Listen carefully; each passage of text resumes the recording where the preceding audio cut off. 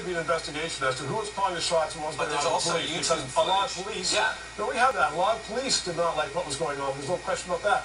But I mean, you're saying that the people who were burning cars were not part of your group. Yeah, and I'll point to that because if you look on YouTube, there is so many video clips that point to the black bloc operating as undercover cops. Like there was in Queen's Park, we had a whole group of people dressed up as black bloc guys that broke away from the main group and started to run for the police lines, and the police lines opened up and they were able to run across.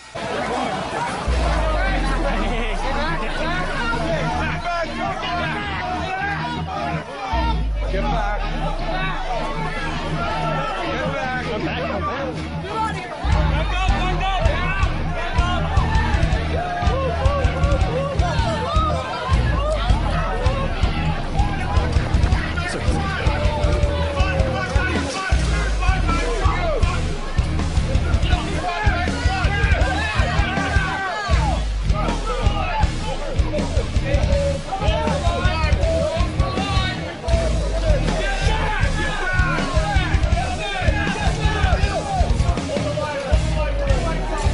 Some of the photos and videos that have gone on Facebook seem to show people dressed in black bloc attire going behind a police line. And if that's an option that was taken, they need to explain why. They need to explain who made that decision. And if the Canadian public don't want to see that on their soil, they have to put measures into place that that'll never be repeated again.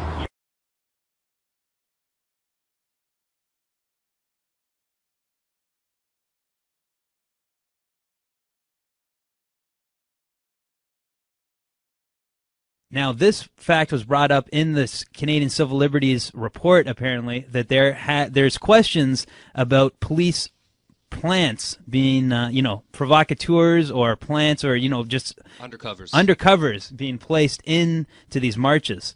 Now, this was brought up at this Law Union of Ontario event that we played the clip for earlier. We played the first question, basically, of the Q&A, so maybe I'll skip ahead to the last. This was the final question, and this was an important one because it's the question about this police provocateur issue. The questioner brings up the 2007 in Montebello, the SPP protest, where there was three Sûreté de Quebec officers that were posing as, black-clad anarchists that were found to be, they were actually police officers, and this was an actual, operation from the highest, ranks of the, police. Was this going on in Toronto? I'm not sure. Check this out.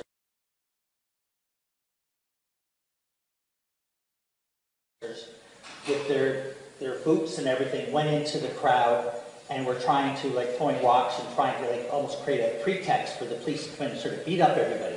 And there were similar allegations made up with the police at the G20, where there were people wearing police boots that went into the crowd, were causing trouble, looking like to give the police as an excuse to go and attack the crowd, and then these same people ended up going and disappearing behind police lines.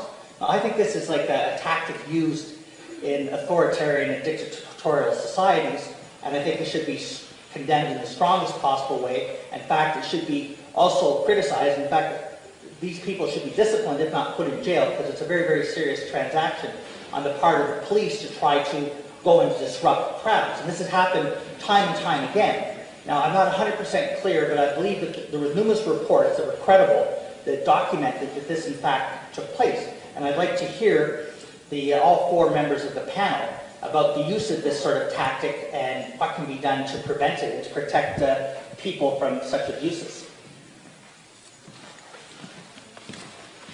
Well, if it did indeed happen, obviously it shouldn't, and it's a very serious issue.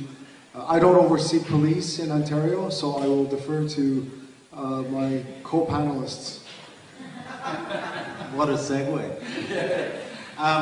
Look, I'm not about to comment to that, primarily because it's a matter that's coming under one of the terms of reference in regards to my systemic review, because my systemic review deals with stop and searches, arrest, use of force, and what the gentleman has described seems to cover the gamut of that. And so I prefer not to comment at this time so that I'm not perceived as making a pre-decision in regards to the outcome of my review. That issue just did not arise in the 6 SIU investigation, so I'm not in a position to comment, sir. I'm in a position to comment.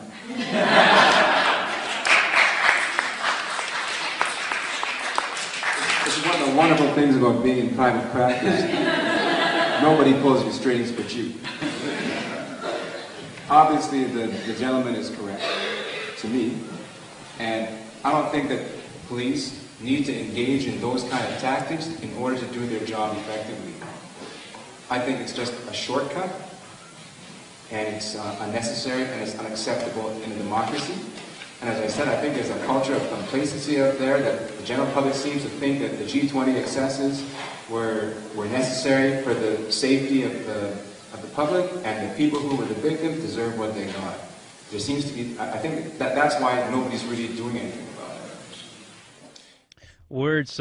We're hoping that people are going to start doing stuff about this, because we've been talking about these issues. People are seeing, protests internationally, and we're really wondering, this is a question of tactics, I guess, in this case. Derek, what did you think about those responses here? This was a major question. This is basically the major question, too, posed in the movie Toronto G20 Exposed. What did you think about, these officials responding? And here, let me just say who these officials were again. You heard Andre Moran, the Ombudsman of Ontario, Jerry McNeely, Director of the Office of Independent Police Review, Ian Scott, Director of the SIU, and Roger Rowe of Roger Rowe Law. Derek, what did you think about how the panelists responded to that at that event last week? Yeah, I think it's an issue that needs to be investigated, because these are unanswered questions. What if the police were involved, either they were following the protest and dressed in black attire, which we do have video footage of police from G20 dressed in black clothing, and they were protected behind police lines. So that is something that needs to be investigated. And if these are tactics that were used, such as in Montebello, which the CBC did a piece on that, and they admitted to it. Protesters at this week's summit in Montebello are accusing police of trying to incite violence. Video on YouTube shows union officials confronting 3 men they say were police officers dressed up as demonstrators. One of the men is holding a rock. Now, Steve Fisher reports the union is demanding to know if the Prime Minister's office was involved in trying to discredit the demonstrators. That undercover officers infiltrated protests at Montebello this week. Police are facing new accusations they have overstepped the thin blue line. Here's Peter Harris. When the Montebello protest turned ugly earlier this week, a clash between the police and protesters was expected. But what wasn't expected was this. 3 Quebec police officers caught on YouTube wearing masks, carrying rocks, and posing as protesters. Denying it all at first, the Sûreté de Québec now admit that the masked men are their own. It was stunning video posted on the internet for all to see, and it came with a charge that police masqueraded as protesters at this week's Montebello summit to incite violence. Tonight, an equally stunning admission from Quebec's provincial police. Susan Bonner reports. These 3 guys are cops, everybody! Busted. 3 Quebec provincial police officers, identities masked, one carrying a huge rock, Hey, put the rock down! Nabbed for infiltrating a peaceful protest at Montebello. The tip-off came from a union leader who noticed riot police standing by despite the obvious weapon. He accused the men of being undercover cops trying to provoke a riot and end the protest. The men were removed but never charged. After 2 days of questions, the Sûreté de Québec issued a news release late today confirming, yes, the men are police officers, but denying they were agents provocateurs, claiming they were sent in to identify and stop trouble. They say the police refused to throw stones, committed no crime, and were there to maintain order and security. There's a serious issue about proper police conduct here. Criminal lawyer Lawrence Greenspan has defended protesters for decades. He says it's time for politicians to act. I think the people that represent us in the legislature should be looking at some form of legislation that says, wait a second, this is not a proper use of police resources, and we should be setting guidelines. activists have argued for years that police try to thwart their legal right to protest by trying to incite aggression so they can move in and take protesters away.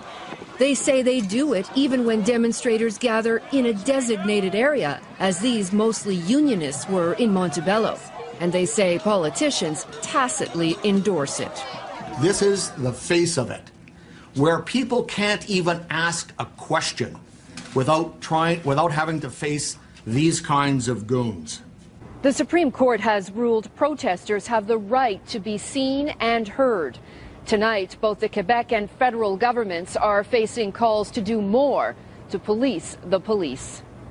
Susan Bonner, CBC News, Ottawa. Controversy continues to brew from that prank phone call that was released yesterday between Governor Walker and a man posing as a top campaign contributor. News 3's Mark Lovacott continues our team coverage now with more on why Madison's police chief says he wants some answers.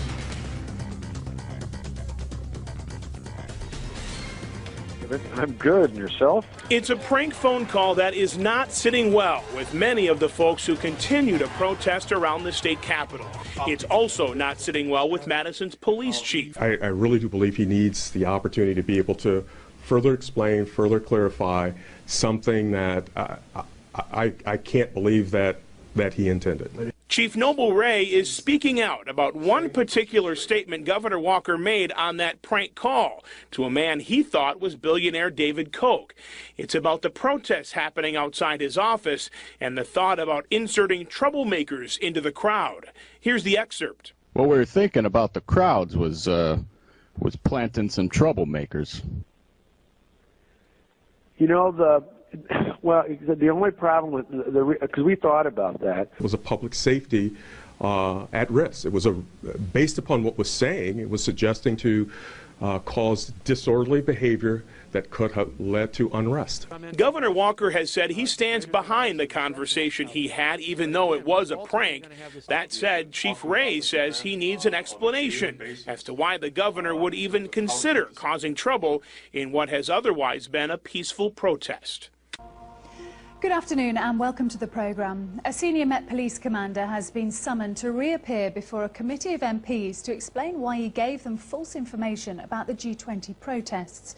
Commander Bob Broadhurst denied plainclothes officers were among the crowd, saying it would have been too dangerous. Here's our Home Affairs correspondent, Guy Smith. We had no plainclothes officers deployed within the crowd.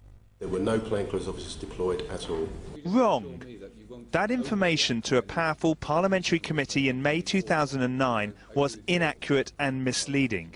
The Met Police has now admitted covert officers were indeed used during the G20 protests. So why would Commander Bob Broadhurst, Britain's most senior public order officer, categorically deny this? There was much media debate at the time about undercover officers actively stirring up violence, in short, agents provocateurs.